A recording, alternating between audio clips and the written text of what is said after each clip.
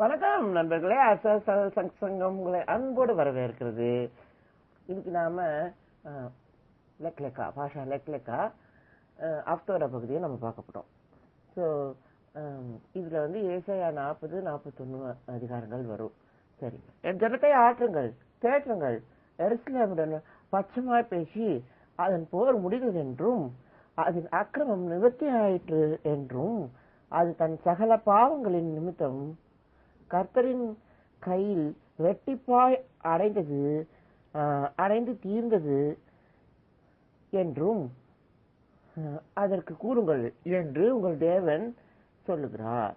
கர்த்தருக்கு வழியை ஆயத்தப்படுத்துங்கள், அவ்வாண்டு வெளியிலே நம்முடைய தேவனுக்கு பாதையை செவ்வை பண்ணுங்கள் என்றும், பள்ளமெல்லாம் உயர்த்தப்பட்டு சகல மலையும் குன்றும் தாழ்த்தப்பட்டு கோணலானதெல்லாம் செவ்வையாகி கரடு முரடான சமமாக்கப்படும் என்றும், கர்த்தரின் மகிமை வெளியரங்கமாகும், மாம்சமானையாகும் அதை ஏகமாய் காணும், கர்த்தரின் வாக்கு அதை உரைத்தது என்று வனாந்திரத்தில் கூக்குரலிட சத்தம் உண்டாயிற்று.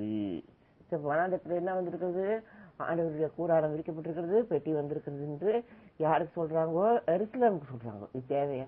எருசலேம்ல தேவாலயமே இருக்குது, எருசலேம்ல ராஜா இருக்கிறான், எருசலேம்ல அனைத்தும் உள்ளது.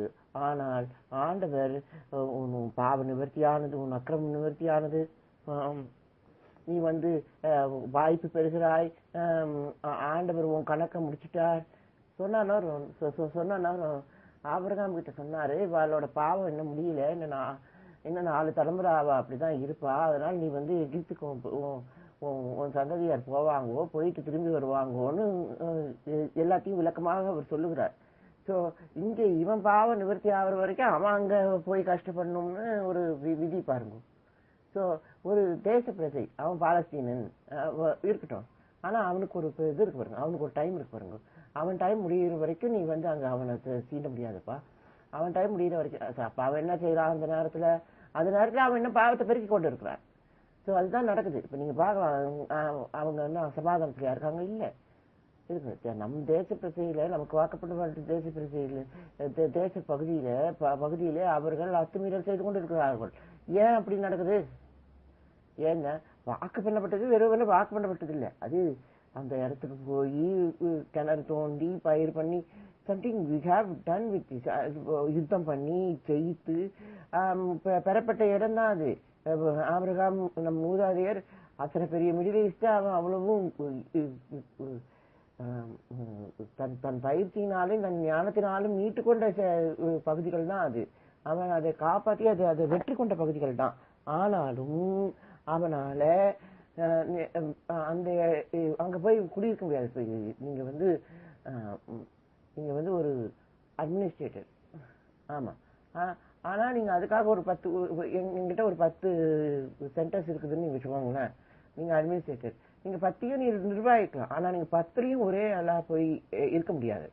நம்ம வந்து சொல்லுவாங்க, ஒரு சொல்லுவாங்க, எனக்கு மனசு வச்சு 10 இடத்துலயும் இருக்கக்கூடிய அந்த மாதிரியான மனிதர் இல்லை. நாம ஒரு இடத்துல தான் நம்ம இருக்க முடியும். இப்ப வசதி இருக்குது, இப்ப இன்டர்நெட் இருக்குது, சிசிடிவி இருக்குது. நீங்க சிசிடிவியை 10 இடத்துல சிசிடிவி இங்க ஒரு ஆளா பார்த்து எல்லாரையும் மெயின்டைன் பண்ணலாம். ஆமா, நீங்க உங்களால மேனேஜ்மெண்ட் பண்ண முடியும். ஸோ 10 பேரையும் உங்களால கண்காணிக்க முடியும். ஆனாலும் கூட எப்படி அவன் வந்து ஒப்புத்துக்கணும், என் முகத்தை நான் சிசிடிவி முன்னாடி வச்சிருக்கேன், நான் இங்க மேனேஜ்மெண்ட்ல உட்காந்துருக்கேன். அப்ப சிசிடிவிக்கு முன்னாடி இருக்கிறவன் எப்படி இருப்பான்? நீங்க அதை யோசிச்சு பாருங்க. யோசிச்சு பாருங்க. ஒரு ஒரு நிர்வாகத்துல இருக்கிறவங்க, ஒரு பணியாளா இருக்கிறவங்க சிசிடிவிக்கு முன்னாடியே பணியாற்ற முடியுமா? முடியாது. ஸோ அப்படியே சிசிடிவி இருந்தா கூட இருட்டு போட்டுமே பெண்ணாப்ப சிசிடிவி ஹிடன் கேமரான்னு இருக்குது, யார் நம்மள பாக்குறாங்கன்னு தெரியல, பார்த்துட்டு போறாங்க, பார்த்துட்டு நம்ம கிட்ட என்ன இருக்கு. ஆமா. ஸோ மூடி மறைப்பதுக்கு ஒன்றும் இல்லை. ஸோ இப்ப நிர்வாகம் இருக்குது. ஆனாலும் ஆண்டவர் என்ன சொல்லுகிறார்? பெட்டி, அதாவது வனாந்திரத்திலே ஒரு கூடாரம் விரிக்கப்படுகிறது உனக்காக அப்படின்னு ஆண்டவர் சொல்லி நிற்கிறார். ஸோ இப்ப யோவான் ஸ்நானகர் வனாந்திரத்துல இருக்கிறார். அவர் வந்து இயேசுவுக்காக ஆயத்தப்படுத்திக் கொண்டிருக்கிறார். என்னிடத்தில் வருகிறவர், உங்களிடத்தில் இன்னொருத்தர் வருகிறார், அவர் வந்து ஆவியினாலும் அக்னியினாலும் உங்களுக்கு ஞானஸ்தானம் கொடுப்பார் அப்படின்னு சொல்றாரு. அப்ப இவர் கொடுக்குற ஞானஸ்தானத்துல அக்னி இல்லையா? இவர் கொடுத்த ஞானஸ்தானத்துல இது ஆவி இல்லையா? இவர் நான் ஜலத்தினால உங்களுக்கு ஞானஸ்தானம் கொடுக்குறேன். Because is quenching spirit, but is term to, இப்போ நீங்க வந்து தண்ணியில மூழ்கி எழுந்திருக்கிறீங்களோ, ஸோ உங்களோட அசுத்தமான ஆவி நீங்கி போகிறது. அசுத்தமான ஆவி இப்போ இந்த இதுல வரும்.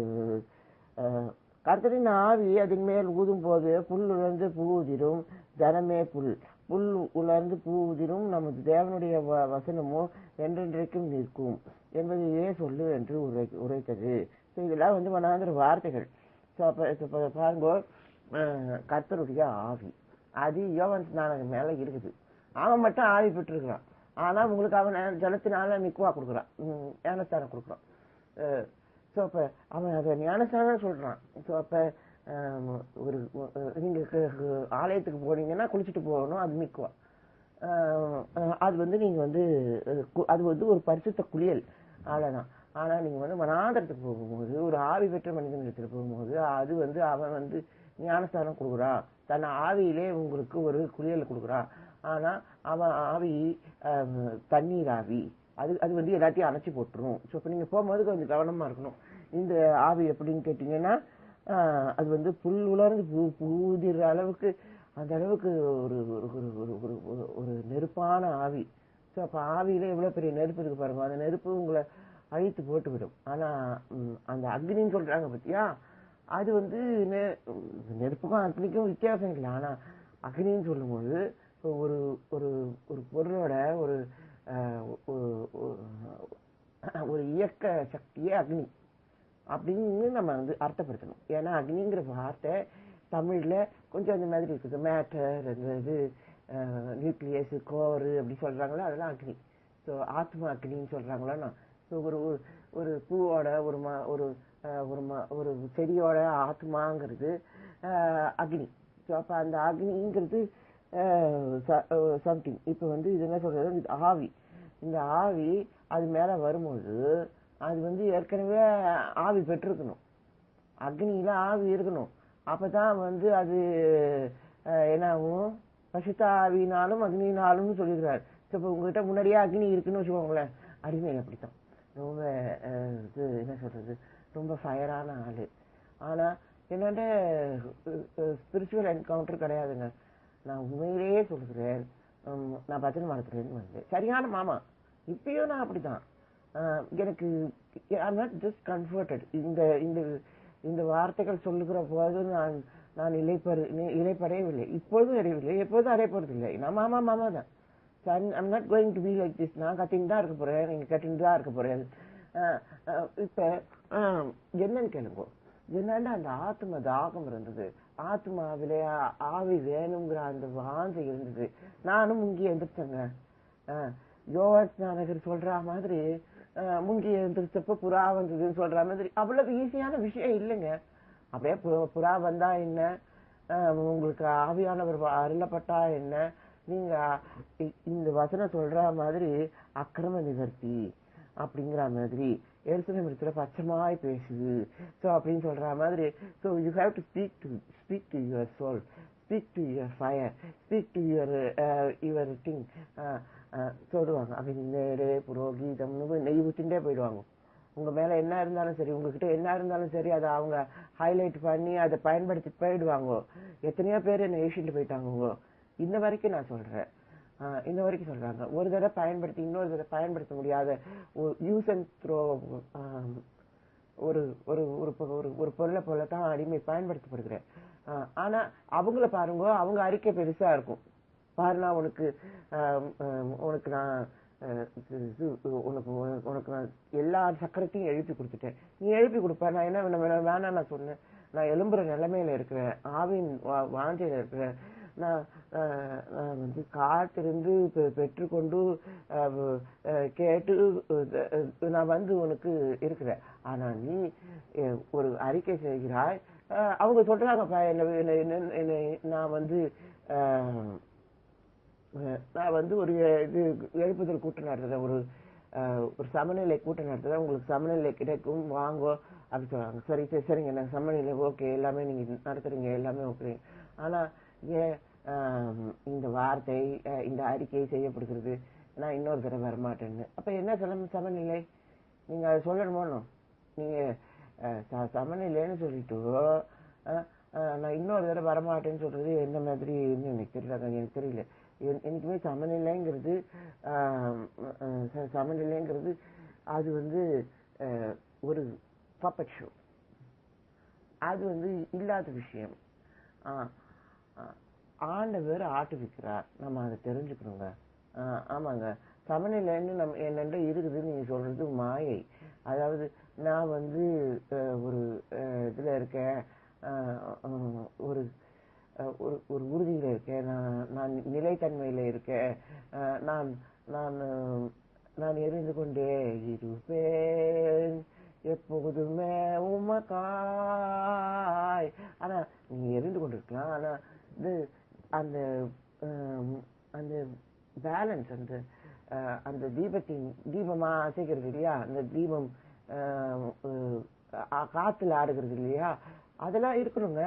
நீங்க எழுந்துகிட்டே இருக்கீங்க, பேசாம இருக்கீங்க, ஒரு ஒரு காற்று வீசாத ஒரு இடத்துல அழகா நீங்க உங்களை ஏற்றி வச்சிருக்காங்க, அப்பப்ப எண்ணெய் கொடுக்குறாங்க, அப்பப்ப மண்ணா கொடுக்குறாங்க, அப்பப்ப சமூக தப்பம் கொடுக்குறாங்க, தூபங்கள் காமிக்கிறாங்க, எல்லாமே சந்தோஷங்க. ஆனா நீங்க you can flame fire, but there is a time to quench it, there is a time to travel. நீங்கள் புறப்பட வேண்டிய நேரம் வருகிறது. சோ அப்ப நீங்க புறப்படும் போதுதான் தெரியணும், நீங்க வந்து மறுபடியும் ஏற்றப்படணும், நீங்க மறுபடியும் பயன்படுத்தப்படணும். அப்ப ஒரு தடவை பயன்படுத்தினா மறுபடியும் பயன்படுத்த மாட்டாங்க. நீங்க அப்ப எங்க போவீங்க? மறுபடியும் அடுத்த தடவை நீங்க எங்க போவீங்க? சொல்லுங்க. உங்களை இவங்களே அடுத்த தடவை கூப்பிட மாட்டாங்கன்னா உங்களை வேற யார் கூப்பிடுவா? சோ நீங்க அந்த வாக்கு பண்ணப்பட்ட ஒரு கிருபை நிறைந்த மனிதராக மாற வேண்டும். அதுதான் தேவன் சொல்லிக் கொண்டிருக்கிறார். பாவ நிவர்த்தியை உனக்கு தருகிறேன், நீ பாவம் மன்னிக்கப்படுவாய், நீ அறிக்கப்படணும் அப்படின்னு ஆண்டவர் சொல்றார். இப்ப நீங்க என்ன அறிக்கப்படணும்? எருசலேமே அப்படின்னு கூப்பிடணும், ஜெருசலேம் அப்படின்னு கூப்பிடணும். வரலங்க, உங்க வாயில அது வரலங்க. நீங்க வந்த, நீங்க பார்த்த, நீங்க அனுபவித்த ஒரு அனுபவம் உங்களுக்கு எருசலேமாக இல்லை. எருசலேமே என்றுதான் அப்படிங்கிற மாதிரி தான் இருக்குது. ஸோ எருசலேம் எல்லாம் அவங்கள பத்தி தான் பேசுறாங்க, அவங்க சமநிலையை பத்தி தான் பேசுறாங்க, அவங்க பெற்றுக்கொண்ட செயலத்தை அவங்க பூர்வீகத்தை தான் பேசுறாங்க. ஆனா அவர்கள் எருசலேமை காண்பது இல்லை. அதின் தவிப்பையும் அதின் ஞானத்தையும் அது படிச்சுட்டு வர்றது, அது உபவாசிக்குது, அது எங்க வீட்டு பிள்ளைங்க உபவாசிக்குதுங்க. எதுக்குங்க? ஸ்கூலுக்கு போற பசங்க ஆவியில கஷ்டப்பட்டு ஏன்? why should we this? உங்களுக்கு அகாடமிக் எஜுகேஷன் தான் வேணும்.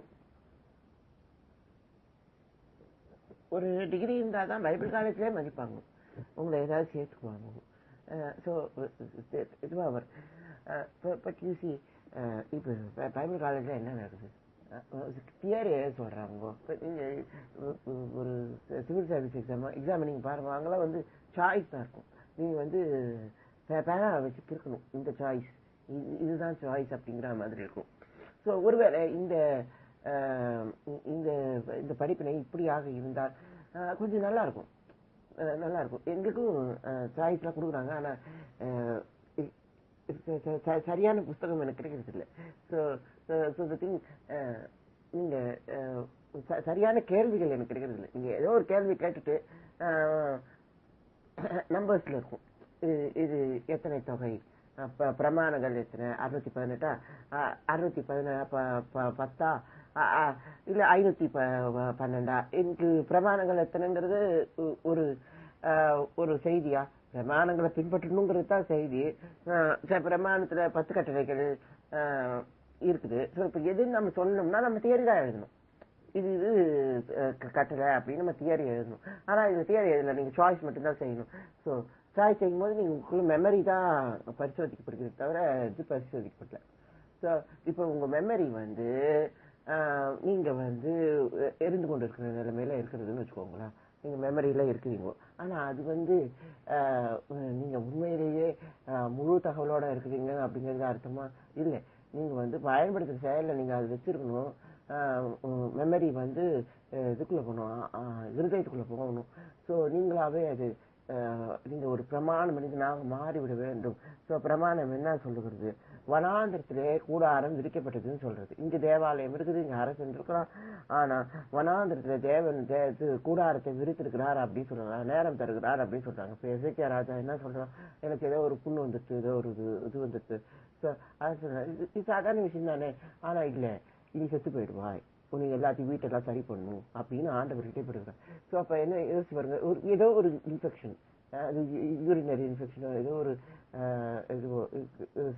இஷ்யூ பாருங்க. பெரிய விஷயத்துக்கெல்லாம் கூட மக்கள் பயப்பட மாட்டாங்க. டயபெட்டிஸ்க்கு மக்கள் பயப்படுத்த மாட்டாங்க, இன்சுலின் ஊசி போட்டுக்கிறாங்க. It's very big danger, you know that. ஆமா, பசி பட்டினிக்கு மக்கள் பயப்பட மாட்டேங்கிறாங்க. இது மக்கள் இது பசிச்சு இருக்கிறார்கள், அதெல்லாம் பெரிய தவறுங்க. உங்க வீட்டுல இது இருக்கணும், உங்க உங்க தானியங்கள் நிறைஞ்சிருக்கணும், உங்க பழைய தொட்டிகள் ஆசீர்வதிக்கப்படணும். நீங்க ஒரு சாப்பாட்டுக்கு கஷ்டப்படக்கூடாதுங்கிறது ஆண்டவரோட விருப்பம். அப்படி அப்படி இருக்கும்போது நீங்க வந்து சாப்பாட்டுக்கு கஷ்டப்படுறத ஒரு ஒரு நோயா நீங்க பார்க்கலாம். நீங்க அதை வந்து ஒரு கஷ்டமா நினைக்கல. அடுத்த வேலை சாப்பாடு எனக்கு கிடைச்சிடும், அட்லீஸ்ட் கையில பணமாவது இருக்கணும். அடுத்த வேலை சாப்பாட்டுக்கு நீங்க போய் இட்லி கடையில நிக்கணும், அதுதான் சந்தோஷம். ஆனா அப்படி இல்லங்கும் போது, அப்படி போக முடியலங்கும் போது எஸ்லாம் கிட்ட என்ன குறை? ஏதோ ஒரு அடிக்ஷன்ல இருக்கு, அதான் விஷயம். உங்களுக்கு வஸ்து வேற ஏதோ ஒரு வஸ்து தேவைப்படுது, அதனாலதான் நீங்க வந்து கவுண்ட் பண்றீங்க, பணம் இதுக்கு போதுமா போகாதான்னு. ஸோ உங்க சமநிலை எதை சார்ந்திருக்குது? ஏதோ வஸ்து சார்ந்திருக்குது. இது பணம் கிடைச்சா நம்ம வந்து சமநிலையில இருக்கலாம் அப்படிங்கிற மாதிரி இருக்குது. ஸோ அப்படி இருக்கக்கூடாதுங்க. நீங்க வந்து நீங்க வந்து பெற்றுக்கொள்ளணும். நீங்க வந்து இன்னும் அதிகமாக பயன்படும்படியாக உங்க சமநிலையை கொண்டு வரணும். அப்ப நீங்க என்ன பண்ணணும்னு கேட்டீங்கன்னா, வராங்கிறதுக்கு வாங்கும். Just you cleansed off. உங்களுக்குள்ள இருக்கிற அந்த ஆண்டவருக்கு ஒரு ஸ்பார்க் கொடுத்துருக்காரு. எதுல? ஆவியில. எதனால? வாக்கு பண்ணப்பட்டவர் வந்திருக்கிறார் அப்படிங்கிற ஒரு செய்தினால உங்களுக்கு ஒரு பொறி கொடுக்கப்பட்டிருக்கிறது. ஸோ அப்ப நீங்க அதை என்ன பண்ணணும்? அதை நீங்க என்ன பண்ணணும்? யோவான் கிட்ட போய் குவென்ச் பண்ணிக்கணும், அணைச்சிடணும். ஸோ இப்ப நீங்க போகும்போது எப்படி இருக்கணும்னா, முழுசா மனம் திரும்பினாக்க நீங்க எரிகிற நிலைமையில போகணும். ஆனா அணைக்கப்படுற நிலைமையில, அதாவது முற்றிலுமாக அணைந்து போகும்படியாக, அது இந்த இது வேண்டாம், நான் வந்து எரியறது. இப்ப எல்லாருமே எரியறது என்ன தெரியுமாங்க? ஒரு தாழ்ந்த கற்பனை. மக்கள் சந்திக்கப்படுவது, மக்கள் வேதனைப்படுவதெல்லாம் ஒரு தாழ்ந்த கற்பனை, தாழ்ந்த செயலதான் மக்கள் பேசிட்டு இருக்கிறாங்க. வராங்க தெரியுமா? ஆமா, என்ன சொல்றது, ஒரு தவிப்புலையும் ஒரு என்ன சொல்றது, ஒரு இச்சையிலையும் தான் வராங்க மக்கள். ஆனாலும் பரவாயில்ல, நீங்க எப்படி வந்தாலும் பரவாயில்ல, உங்ககிட்ட ஒரு பொறி கொடுக்கப்பட்டிருக்கிறது. அது ஆண்டவருடைய உடன்படிக்கை மனிதன், அவர் வந்து கொண்டிருக்கிறார், அவர் இயேசு அப்படின்னு யோவான் ஸ்நானகன் நிதானிக்கிறார். அந்த பொறியை அவர் நெருப்பாக்கி, அந்த நெருப்பை அவர் ஞானசாரம் கொடுத்து அதை அதை அதை அதை முற்றிலுமாக உங்களுடைய இடத்துல இருந்து அந்த அந்த அந்த தவிப்பு, அந்த சோதனையெல்லாம் நீக்கி போட்டு உங்களை தயார்படுத்துகிறார். ஆனா நீங்க என்ன பெற்றணும்? அதை பெறணும், அக்னியை பெறணும், வல்லமையை பெறணும். அது விஷயம். ஆனா நீங்க அதெல்லாம் செய்வீங்களா? நீங்க யோவான் ஸ்நானகனை பார்த்துட்டு இயேசுவை பார்ப்பீங்களா? அது முக்கியம் இல்லையா? நான் வந்து இவன்கிட்ட ஸ்நானம் வாங்கிட்டேன், நான் அவர்கிட்ட போக மாட்டேன் அப்படி. அது எப்படி? எதுக்கு? 2 பேருமே வாக்கு பண்ணப்பட்டவர்கள். நீங்க முழுகணும், அதுக்கப்புறம் ஆவியை பெறணும். ஸோ நீங்க அணைஞ்சு போகணும், அதுக்கப்புறமா அனல் மூட்டணும். ஸோ அப்பதான் பயணம் நடக்கும். அப்பதான் ஒரு தடவை வழிபடுத்த அணைக்கணும், அதுக்கப்புறம் தண்ணி ஊற்றி கழுவணும், மகா பரிசுத்தமாக்கணும், அதுக்காக ஒரு ஆடு அடிக்கப்படணும், அது பாளையத்துக்கு புறம்பாக சுட்டரிக்கப்படணும், அது கூடாரத்துல இருந்து வந்திருக்கணும். ஸோ அடுத்த முறை நீங்க பலிபீடத்தை பயன்படுத்தணும்னா, ஒரு தடவை நீங்க பலிபீடத்தை அணைக்கிறதுக்கு முன்னாடி ஒரு ஆட்டை தயார்படுத்தணும். அணைக்கிறதுக்கு முன்னாடியே அது கூடாரத்துல இருந்து பரிசுத்தமாக வெளியே வந்து விட வேண்டும். ஸோ அப்ப கூடாரம் பிறப்பித்த வழி ஆடைன்றதா டோன்ட் ஹேவ் எ ஜெண்டர், இதுக்கு பாலினம் கிடையாது. ஆனா இது கூடாரம் இருக்கிறது, இது கூடாரம் தந்திருக்கிறது அப்படிங்கறது நாம் பார்க்கணும். கூடாரத்துக்குன்னு ஒரு நாட்கள் இருக்குது, அது எதுக்காக விரிக்கப்பட்டதோ அது வேலை முடிஞ்சு போச்சு.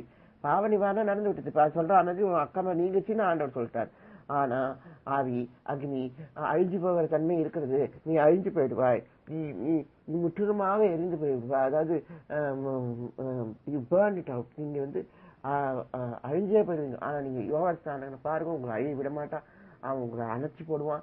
அவன் உங்களை தண்ணீர்னால அணைச்சி உங்களை உங்களை உங்களை ஆண்டவரே இந்த இந்த இந்த நெருப்பின் சோதனையிலிருந்து அவன் உங்களை அணைத்து போடுவான். ஸோ அப்போ உங்கள்கிட்ட அணைச்சி போட்டான்னா உங்கள்கிட்ட என்ன ஆகும்? உங்கள்கிட்ட என்ன ஆயிடும்? அந்த ஸ்பார்க் இருக்காது. அந்த ஸ்பார்க் அவன் அணைச்சிடுவான். அந்த இது இருக்காது. அந்த ஸ்பார்க் வித் ஸ்பிரிட் எதுவுமே இருக்காது. உங்களை அவன் ஆவியில அணைத்து விடுவான். அந்த ஞானஸ்தானத்தின் மூலமாக ஒரு மறுபிறப்பின் செயலை, ரட்சிப்பின் செயலை. அதுக்கப்புறம் உங்ககிட்ட ஆண்டவர் வருவார், உங்களை அவர் நிரப்புவார், ஆவியினால் நிரப்புவார், அபிஷேகத்தினால் நிரப்புவார். இதெல்லாம் அவருக்கு வாக்கு பண்ணப்பட்டிருக்கிறது, யோகாஸ்தானருக்கு வாக்கு பண்ணப்பட்டிருக்கிறது. அவர் இதை சொல்றார். ஆவியினாலும் அக்னினாலும் தருவார் சொல்லும் போதே ஆண்டவர் ஆவியிலையும் அக்னியிலும் இருக்காருன்னு அர்த்தம். ஸோ அப்ப ஆண்டவர் உங்களை மறுபடியும் ஆவி தந்து இப்ப அன்இன்டரப்டட் பவர் சப்ளைன்னு ஒண்ணு இருக்குது தெரியுமா? So what it does, it always have another spark with it. அதுக்கிட்ட எப்பயுமே ஒரு ஸ்பார்க் இருந்துகிட்டே இருக்கும். ஸோ இப்போ அது கனெக்ட் ஆயிருக்கனால அது பேட்டரியில ஒரு ஸ்பார்க் இருக்குங்க. இப்போ இந்த ஸ்பார்க் அணைஞ்சு போயிட்டு இந்த ஸ்பார்க் எரியும். ஆனா அதுக்குமான நேரம் மயிரிழையில் இருக்கும். கண்டிப்பா ஒரு சின்ன ஒரு மயிரிழை கூட இருக்கும், அதை விட ரொம்ப நேரம் இருக்கும். அந்த சிறிய நேரத்தை நாம் கொடுத்தாகணும். ஆமா, அது வரைக்கும் நீங்க டிவைஸ்ல கொஞ்சம் ஸ்பார்க்கியா இருக்கணும்.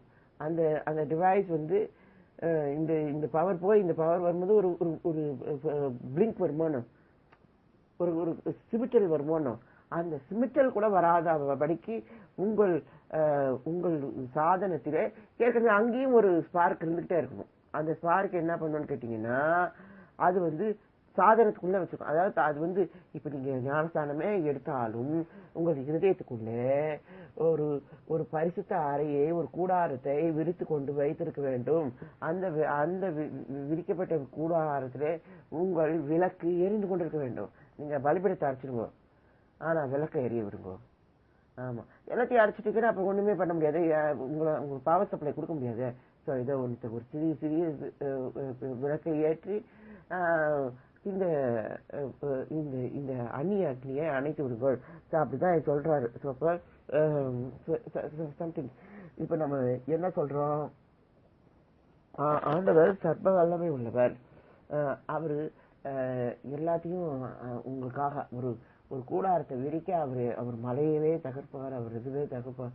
ஸோ அத்தனை பெரிய அற்புதமான செயல். இப்ப யூதன்னு சொன்னா அவன்கிட்ட நீங்க அற்புதத்தை எதிர்பார்க்கணும்.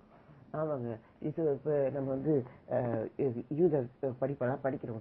நான் யூதன், ஸ்டார் ஆஃப் டேவிட் இருக்கட்டுங்க. ஆனா ஸ்டார் ஆஃப் டேவிட் தானா இல்ல கார்த்திகை நட்சத்திரமா யாருக்கு தெரியும்? யார் வராங்க யார் போறாங்க சொல்ல, சாமி 10 மரத்துல வந்தாங்கிறது பிரசித்தம். அசாசல் சங்கம் இந்த சேனல் மூலமா I always be like this. என்னை சகிக்கிறவர்கள் இருக்கிறார்கள். ஆனா நீங்க உங்களை அடையாளப்படுத்துறது ஒரு என்ன சொல்றது, ஒரு கிறிஸ்துவ அடையாளம் இருக்குதான்னு கேட்டா, இது நான் ஜூவிஷ் கிறிஸ்டின். அது என்னங்க Jewish Christian? How could it be like this? How could a term be related to இந்த டேர்மை நீங்க எப்படி சேர்த்துக்க முடியும்? கிறிஸ்டின்ங்கிற ஒரு டேர்மோட ஜூங்கிற ஒரு டேர்மை நீங்க எப்படி சேர்த்துக்க முடியும்? So you are witnessing a Jew, he is Jesus Christ. அப்ப நீங்க கிறிஸ்துவன் தானே, அப்புறம் எதுக்கு ஜூங்கிற டைட்டில் உங்களுக்கு வேணும் அப்படி கேட்டீங்கன்னா, எனக்கு ஏன் இந்த டைட்டில் வேணும்? why I should be called as a Jew? because that we have, என்கிட்ட நட்சத்திரம் இருக்குது, உங்ககிட்ட கண்டிப்பா நட்சத்திரம் இருக்குங்க, நான் இல்லைன்னு சொல்ல மாட்டேன். எங்ககிட்ட பழைய நட்சத்திரம் உங்ககிட்ட இருக்கு, கார்த்திகை நட்சத்திரம். உங்க அம்மா சஷ்டி விரதம் இருந்து உங்களை பிறப்பித்திருப்பார்கள், நான் இல்லைன்னு சொல்லல. அப்படி அப்படி அப்படி வந்து நான் வந்து சொல்லலை. ஆனா நீங்க அது பயன்படுத்தக்கூடாது. அது வந்து அந்நிய அக்னி. அதுல வந்து முழு தகவல் இல்லை, அதுல ஜீவ பிரச்சனை இல்லை. நான் மறுபடியும் சொல்றது இதுதாங்க. நான் பஜனை வரணும், நான் மாமா தான், நான் பரமாத்மா தான்.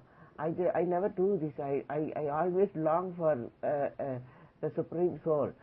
But you see, it is not to be eliminated. அதை நான் அணைச்சிட்டேங்க. நான் அதில் தொட்டியில இறங்கும் போதே நான் அந்த அந்த அந்த பழைய பொறியை நான் அணைச்சிட்டேங்க. எனக்குள்ள இருந்த அந்த பழைய வாழ்க்கை நான் விட்டுட்டேங்க. எனக்குள்ள இருந்ததெல்லாம் இப்ப வந்து உடன்படிக்கைங்கிற நட்சத்திரம். அதுல இருக்கிறது கிறிஸ்துவின் வானபலி. அதுல இருக்கிறது உயர்த்தப்பட்ட சர்ப்பம். என்ன கடிச்சது? இயேசு பாம்பு. ஆமா ஆமா, உயர்த்தப்பட்டது சர்ப்பங்க, உயர்த்தப்பட்டது ஆண்டவர், உயர்த்தப்பட்டது என்ன சொல்றது, அழிந்து போன அந்த சர்ப்பமே உயர்த்தப்பட்டு, அதான் வலு சர்ப்பங்கிறாங்களா, அதுவே வந்து ஆண்டவருக்கு ஆண்டவரின் செயல் அது உயர்த்தப்பட்டு அழிந்து போனது. ஸோ அப்போ நீங்க பார்க்கலாம், மேலே போச்சுன்றதுனால மேலே போய் ரசிக்கப்பட்டு மீட்கப்பட்டு எடுத்துக்கொள்ளப்பட்டவங்களையே மேலே போய் ஏமாத்தி வலு சர்ப்பம் கீழே கொண்டு வருகிறதுன்னு நம்ம பார்க்குறோமானோ. அப்ப நாம வந்து ஸ்வர்க்கத்துக்கு பதில் சொல்லணும். அதுதான் இங்க விரிக்கப்படும் கூடாரம் சொல்லுகிறது. ஸோ அப்ப அங்க ஏதோ ஒரு பிரச்சனை இருக்குதுங்க, அங்க ஏதோ பிரச்சனை இருக்குதுங்க. இங்க படுக்க முடியல, தூங்க முடியல. நான் ஒரு என்ன சொல்றது, நான் ஒரு சாதாரணமானவன். ஆனா என்னென்ன நான் பாருங்க, நான் வந்து தேவர்களை போல இருக்கிறோம், ரதிபன்பது நேரம் இருக்கிறோம் நாங்க, நானும் மாமியும். ஸோ எதுக்காக நாங்க இப்படி இருக்கணும்? நாங்க ஏன் இவ்வளவு நிர்வாணமா இருக்கணும்? நாங்க ஏன் இவ்வளவு இவ்வளவு ஆனந்தத்தோட பரவசத்தோட இருக்கணும்? It's not like that. It's not like that. எங்களுக்குள்ள இந்த இழிவு மறைஞ்சு போகும். நாங்க தம்பதியராகுவோம். நாங்க வந்து நாங்க வந்து மறக்கப்பட்டு போயிடுவோம். அது உண்மைதானே? அது உண்மைதானே? எப்பயும் எங்க கதை உங்களுக்கு ஒரு விளையாட்டா இருக்கிற வரைக்கும் சந்தோஷம். ஆமா, அது என்னங்க அது, நான் உங்களுக்கு அவ்வளவு இதுவா போயிட்டேன், அதான் நான் உங்களுக்கு அவ்வளவு கேள்வியா போயிட்டேன். It's not about that. என்னண்டா எது வந்தாலும் நான் வந்து நான் காண்பதெல்லாம் அந்த எரிந்து கொண்டு இருக்கிற விளக்கை தான். நான் வேற எதையும் நான் பாக்குறது இல்லை. ஆண்டவர் அந்த விளக்கை எவ்வளவு பொறுப்பா ஏற்றி இருக்கிறார், அது எப்படி அணையாமல் பார்த்து கொள்ளுகிறார், அதற்கு எண்ணெய் இருக்கிறாருங்கிறது தான் நான் பார்த்துன்னு இருக்கிறேன். ஸோ அதனால ஆண்டவர் என்ன அணைத்து ஏற்றி இருக்கிறார். நீங்க அதை பார்க்கணும். ஆண்டவர் என்ன அணைச்சு ஏற்றிருக்கிறார். ஸோ தீபத்தின் விளக்கு யாம் கித்தூர்ல வானத்து அக்னி வர வரைக்கும் தான் எரியும். அதுக்கப்புறம் தீபமும் அணைக்கப்படும். அதை வந்து அதையும் சுத்தம் பண்ணுவாங்க, அதையும் மகாபரிசுத்தம் பண்ணுவாங்க. அதுக்கப்புறம் அது அந்த தீபம் ஏற்றப்படும். அதற்கப்புறமாக உள்ளே பசுத்த அப்பங்கள் கொண்டு போகப்படும். அப்படிங்கிறத நம்ம பார்க்கணும். ஸோ அப்ப உங்க விளக்கை நீங்க எப்ப அணைக்க முடியும்னா, பலிபீடம் எரியும் பொழுது. பலிபீடம் உங்களுடைய மூலாதாரம். நீங்க அதை விட்டு கொடுக்கணுங்க. நீங்க அதை விட்டு கொடுக்கூடாது. நான் வந்து சமநிலை இருக்க, சமநிலை இருக்க, எண்ணெய் ஊத்தலன்னா என்னங்க சமநிலை? உங்க தீபம் எரியணும்னா என்ன வேணுங்க? ஆனா நீங்க பேசுறதெல்லாம் நான் சமநிலை இருக்க. அப்ப நீங்க உங்களுக்கு என்ன, உங்களுக்கு வந்து வற்றாத நீர் ஊற்றா உங்களுக்கு இருக்குது? வற்றாத ஒளிவை எண்ணெய் ஊற்று உங்களுக்கு இருக்குது அப்படின்னு ஆண்டு வாக்கு பண்ணிக்கிறாரா? இல்லைங்க. மூலாதாரத்தின் செயல்ல நீங்க எண்ணெயை சரி செய்ய வேண்டும். நீங்க எண்ணெயை பெற்றுக் கொண்டிருக்க வேண்டும், எண்ணெயை தயார் செய்ய வேண்டும். அதை எப்ப நீங்க தயார் செய்வீங்கன்னா, உங்களுக்கு உங்களுக்கு விளக்கை நீங்க தனியா வச்சு அதை நீங்க வச்சு நீங்க பலிபீடத்தை அணைக்கணும். ஆமா, உங்க ஸ்பார்க்கை நீங்க அணைக்கணும். நீங்க தண்ணீர் ஊற்றி அதுக்கு மகாபரிசுத்தம் பண்ணி அதுக்கப்புறம் உங்களுக்கு ஆண்டவர் அக்னி இறக்கி நீங்க எரிய பண்ணும்போது நீங்க விளக்க நீங்க எண்ணெய் ஊற்றி மறுபடியும் ஏற்றிக்கொள்ள வேண்டும். எப்ப பரிசுத்தம் பண்ணப்பட்ட பாவ நிவாரண நாளின் நெருப்பை நீங்க விளக்குக்கு கொடுக்கணும், விளக்குக்கு ஏற்றணும். அப்ப இது பரிசுத்தமாகி மற்றதையும் பரிசுத்தம் பண்ணும்.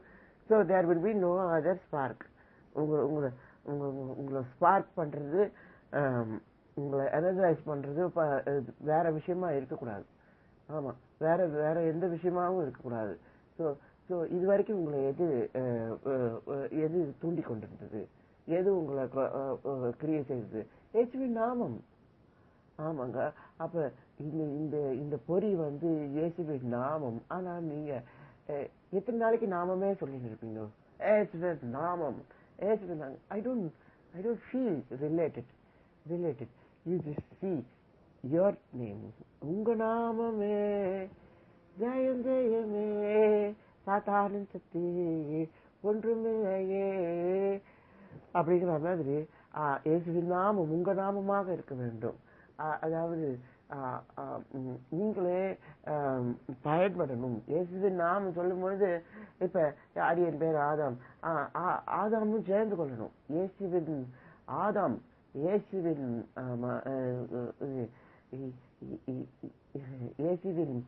என்ன சொல்றது, இயேசுவின் அடிமை ஆதாம். இயேசுவின் அடிமை ஆதாம் பேர்ல சொல்ற சில பேர் கிளைம் பண்ணிக்கிறாங்க, எனக்கு இருக்கிற முறைப்படிக்கையினால இந்த இது இந்த நோய் சரியாகட்டும்னு ஜெபம் பண்ணாங்க, கிடைச்சதுன்னு சொல்லி. You can claim like that, you can use of like that, but whatever it is, அற்புதம் நடக்கலாம், இது நடக்கலாம். எல்லா கங்கிரகேஷன்லயும் உங்க நெருப்பு இருக்கலாம், உங்க அக்னி இருக்கலாம், நான் இல்லைன்னு சொல்லல. ஆனா நீங்க அணைந்து வந்தவர், நீங்க மகானானின் செயலுக்கு பின்பற்றி இந்த மகா யாகத்தை நடத்தி கொண்டு வந்தவர். இப்ப இதெல்லாம் ஏன் எப்படி நடக்கும்னு கேட்டீங்கன்னா, உங்ககிட்ட ஜீவ விஷயத்துக்கு சேவை இருக்கணும், உங்ககிட்ட விஷயம் இருக்கணும். ஆண்டவர் உங்களோடு ஒரு லீலை செய்தார். அதெல்லாம் உங்களுக்கு தெரியாது, லீலைங்கிற வார்த்தைலாம் உங்களுக்கு தெரியாது. லீலை செய்தார். என்ன லீலை? உங்களுக்கு நன்மை தீமைங்கிற ஒரு விஷயத்தை கொடுத்து ஜீவ விஷயத்துக்கு அருமையை புரிய வச்சார். ஸோ அப்ப நீங்க என்ன சொல்லணும்? நீங்க இப்ப என்ன சொல்லணும்? நான் சாப்பிட்டது நன்மை தீமை விருஷம் இல்லை, நான் சாப்பிட்டது ஜீவ விருஷத்தின் கனி அப்படின்னு நீங்க சொல்லணும். நீங்க கிறிஸ்தவனா, நீங்க கிறிஸ்தவ சொல்லணும். நீங்க என்ன சொல்றீங்க? இது இது இது நான் பாவம் பண்ணிட்டேன், ஏவாள் பாவம் பண்ணிட்டா, பாவம் அந்த பொம்னாட்டி அவளே போட்டு நீங்க இது பண்றீங்க. கொஞ்சம் கூட பொறுப்பே இல்லை உங்களுக்கு. இந்த விருஷத்தை நான் வளர்த்தேன்னு சொல்லணுங்க.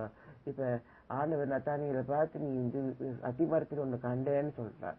ஸோ மரம் அவன்கிட்டயா இருந்தது? ஏசப்பா கிட்ட இருந்தது. ஆனா அவர் நீ என் மனிதன் அப்படின்னு சொல்லுகிறார், நீ மர மனிதன் அப்படின்னு சொல்றார்.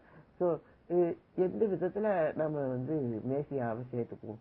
ஸோ அதான் நான் சொல்றேன், எல்லாம் தாழ்ந்த செயல தான் இருக்காங்க. உங்ககிட்ட பேச முடியாது ஆண்டவரே, நான் தாழ்த்து புரியுதேன் அப்படின்னு பேதர் சொல்றான். ஸோ அப்ப அவன் நடப்பெல்லாம் வேற இடத்துல இருக்குது. ஆனாலும் கூட இயேசு இடத்துல பேச முடியாது, அவன் முன்னேறி வருகிறான். ஏன்னா இயேசுநாதர் எல்லாத்தையும் சொல்லிட்டு வரானா?